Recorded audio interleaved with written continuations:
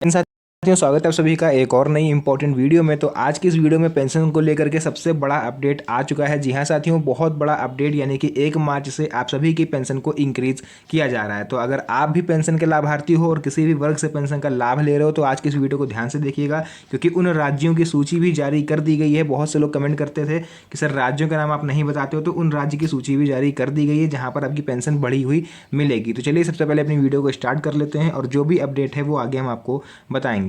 तो यहाँ पर आप लोग को लेकर के आ चुके हैं इनकी ऑफिशियल वेबसाइट पर। और आज की वीडियो खास इसलिए होने वाली है क्योंकि मैंने स्टार्टिंग में ही बोला है कि आपको हम राज्यों के नाम बताएंगे और किन राज्यों में अब नहीं मिलेगी बढ़ के पेंशन, वो भी हम आगे आपको बताएंगे। तो काफ़ी ज़्यादा इन्फॉर्मेटिव वीडियो है, इसको एंड तक देखिएगा।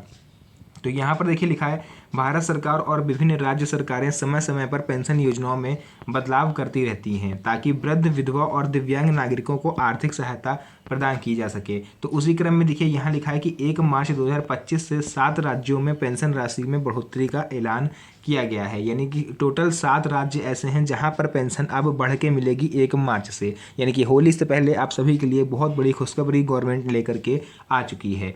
इस फैसले से लाखों पेंशन धारकों को सीधा लाभ मिलेगा। तो आज की इस वीडियो में आपको हम बताने वाले हैं कि कौन कौन से राज्य इस योजना के तहत आते हैं और पेंशन राशि कितनी बढ़ाई गई है, पात्रता क्या रहेंगी, शर्तें इसके लिए क्या रहेंगी। तो चलिए आगे बढ़ते हैं और इसका ओवरव्यू हम लोग देखते हैं एंड ये भी बताते हैं आपको कि पेंशन किस राज्य में कितनी बढ़ाई गई है। तो देखिए यहाँ पर आपको हम बता दें कि पेंशन बढ़ोतरी का विवरण, यानी कि पेंशन बढ़ोतरी का विवरण आपको अगर हम यहाँ पर पूरा बताएं तो क्या इसमें अपडेट रहने वाला है, किस राज्य को है। तो देखिए 1 मार्च 2025 से लागू होने वाले बदलाव हैं वो यहाँ पर लिखे हुए हैं। वृद्धावस्था जो पेंशन है वो 3,000 रुपये से 4,500 रुपये तक जा सकती है। विधवा पेंशन की बात करें तो वो 2,500 से 3,000 रुपये तक रहेगी।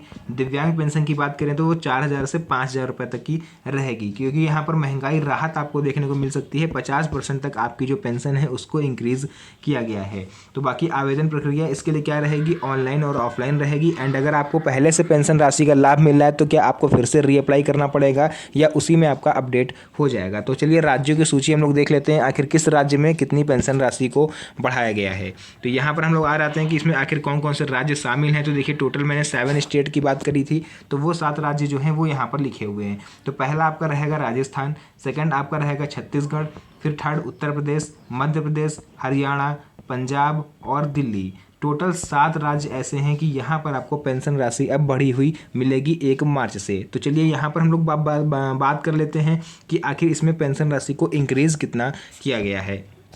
तो देखिए बात करें यहाँ पर अगर राजस्थान में पेंशन योजना का जो अपडेट है वो क्या निकल के सामने आ रहा है।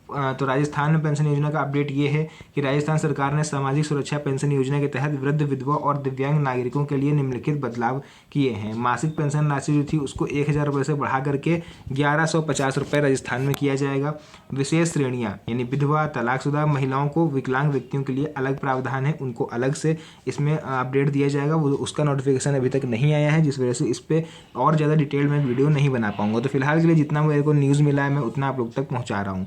बाकी अगर आप चाहते हो कि जो भी अपडेट आए वो आपको मिले तो उसके लिए आप चैनल को सब्सक्राइब कर लीजिए, क्योंकि जैसे ही कोई अपडेट आएगा मैं आपको बता दूंगा। तो आयु सीमा की बात करें तो महिलाओं के लिए 55 वर्ष और पुरुषों के लिए 58 यानी कि 58 वर्ष की एज लिमिट भी इसमें रहेगी। राजस्थान योजना का अगर हम लोग संक्षिप्त विवरण देखें कि आखिर इसमें क्या क्या अपडेट है, तो मुख्यमंत्री वृद्धजन सम्मान पेंशन ये 55+ महिला और 58+ पुरुषों को मिलेगी। मुख्यमंत्री एकल नारी सम्मान यानी 18+ विधवा और तलाकशुदा महिलाएं इसके लिए पात्र होंगी। वार्षिक आय सीमा जो है वो यहाँ 48,000 रुपये तक की रखी गई है। मासिक पेंशन राशि यानी कि 1,150 रुपये आपको मिलेंगे। वहीं अगर आप लोग 75 की एज को क्रॉस कर जाते हो तो आपको 1,500 रुपये तक की जो पेंशन है वो मिल सकती है। बात करें अगर छत्तीसगढ़ में इसी तरह से जो योजना है उसको बढ़ाया गया है तो इसको भी हम लोग एक नज़र में देख लेते हैं।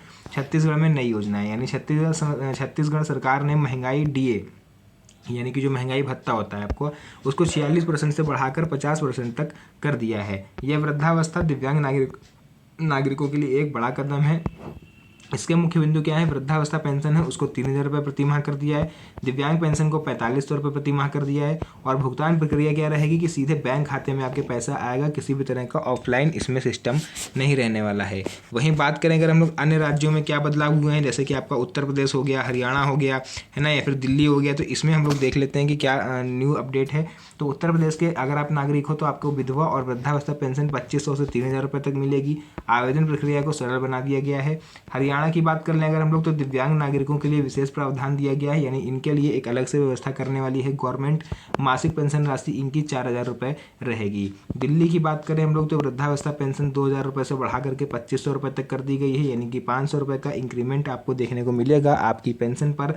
डिजिटल वेरिफिकेशन लेकिन अनिवार्य कर दिया गया है, यानी कि जो पहले फिजिकल वेरिफिकेशन होता था उसको नाम चेंज करके डिजिटल वेरिफिकेशन किया गया है। तो अगर आपका ये डिजिटल वेरिफिकेशन नहीं हुआ होगा तो आपको जो पेंशन राशि है वो आपके अकाउंट में ट्रांसफ़र नहीं की जाएगी, जिस कारण आपको आपकी पेंशन का लाभ नहीं मिल पाएगा। बात करें अगर इसके आवेदन प्रक्रिया क्या रहेगी, तो सरकार ने आवेदन प्रक्रिया को आसान बनाने के लिए कई कदम उठाए हैं। अब आप ऑनलाइन या ऑफलाइन दोनों ही तरीक़ों से इसका आवेदन कर पाओगे। तो आवेदन करने के लिए देखिए आवश्यक डॉक्यूमेंट्स की अगर हम लोग बात कर लें, यानी कि रिक्वायर्ड डॉक्यूमेंट्स इसमें कौन कौन से हैं, तो आपके पास देखिए आधार कार्ड होना चाहिए, निवास प्रमाण पत्र होना चाहिए, बैंक खाता विवरण ऐसा दीजिएगा जिसका डीबीटी सिस्टम ऑन हो, और आय प्रमाण पत्र आपका लगेगा, यानी कि आपका जो इनकम सर्टिफिकेट है वो आपका इसमें यूज़ होगा। तो चलिए हम लोग बात कर लेते हैं कि इसमें आपको क्या क्या चीज़ों पर ध्यान देने की ज़रूरत है, ऐसी कौन सी चीज़ें हैं जो आपको ध्यान रखनी चाहिए। तो देखिए यहाँ पर लिखा हुआ है महत्वपूर्ण बातें जो आपको जाननी चाहिए। पात्रता शर्तें जैसे कि आयु 60 वर्ष या इससे अधिक होनी चाहिए, यानी अगर आप न्यू पेंशनर हो या फिर ऐसे लोग जो इसके लिए नया आवेदन करना चाहते हैं तो उनके साथ इस वीडियो को जरूर शेयर करिएगा, क्योंकि इसकी पात्रता में भी कुछ चेंजेस हुआ है।